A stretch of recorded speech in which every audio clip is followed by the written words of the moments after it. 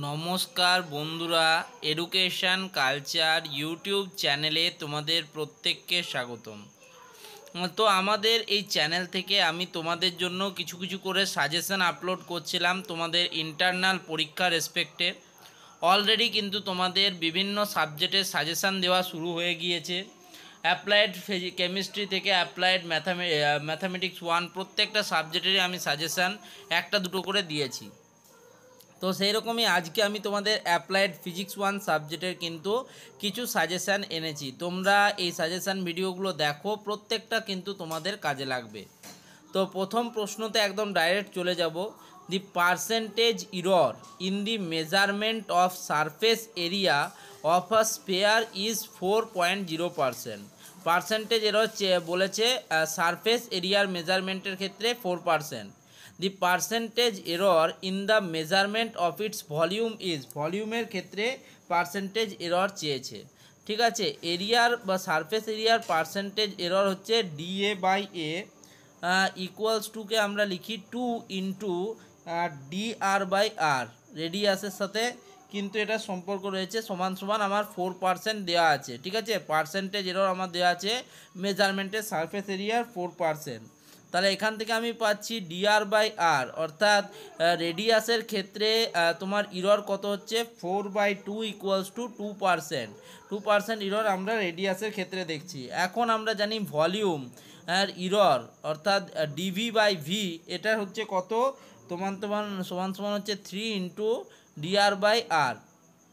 ঠিক আছে, আর তোমার রেডিয়াসের তোমার ইররের সাথে কিন্তু এটা 3 গুণ, তাহলে 3 ইন্টু DR/R আমার হয়ে গেছে 2%। তাহলে 3 ইন্টু 2% মানে হচ্ছে 6%। কিন্তু আমার মেজারমেন্টে ভলিউমের ক্ষেত্রে ইরর হবে।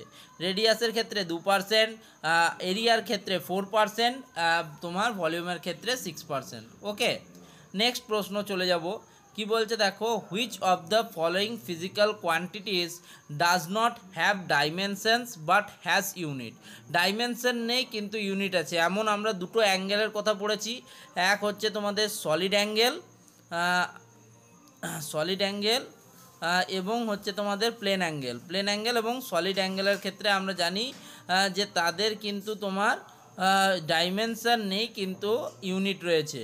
তাহলে এখানে কি কি অপশন আছে, স্পেসিফিক গ্র্যাভিটি এটা তো হবে না, স্ট্রেন হবে না, সলিড অ্যাঙ্গেল এটাই হচ্ছে তোমার option C answer, none of this তো হবে না। 3 নম্বর প্রশ্ন দেখো, a spring of length L and spring constant K is cut into 3 parts of equal লেন্থের 3টে পার্টে ভাগ করা হচ্ছে একটা স্প্রিংকে, যার লেন্থ হচ্ছে L এবং স্প্রিং কনস্ট্যান্ট হচ্ছে K। The spring constant of each part is 3K। তোমরা প্রত্যেকেই জানো এটা একদম সহজ প্রশ্ন, প্রত্যেকটা পরীক্ষায় প্রশ্ন আসে, বহুত সহজ।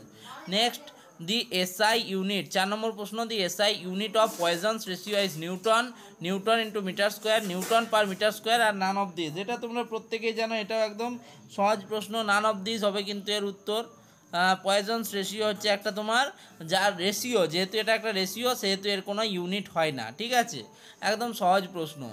নেক্সট, 5 নম্বর প্রশ্ন কি দিয়েছে দেখো, কি প্রশ্ন দিয়েছে, if E be the potential energy of the free surface of a liquid, A be its free surface area and S be the surface tension of the liquid, তাহলে সেক্ষেত্রে আমরা অবশ্যই বলতে পারি যে surface tension of the liquid equals to হবে E/A, যেখানে ই হচ্ছে আমার কি, ই হচ্ছে পোটেন্সিয়াল এনার্জি, বাই হচ্ছে আমার কিন্তু free space area, potential energy by free space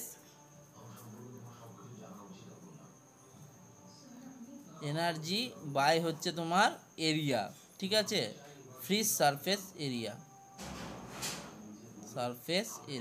ওকে, তো আশা করছি এই প্রশ্নগুলো তোমরা পারবে এবং তোমরা আপকামিং তোমাদের যে ইন্টারনাল এবং সেশনালে তোমরা ভালো ফল করতে পারবে এই প্রশ্নগুলো সলিউশন করার মাধ্যমে।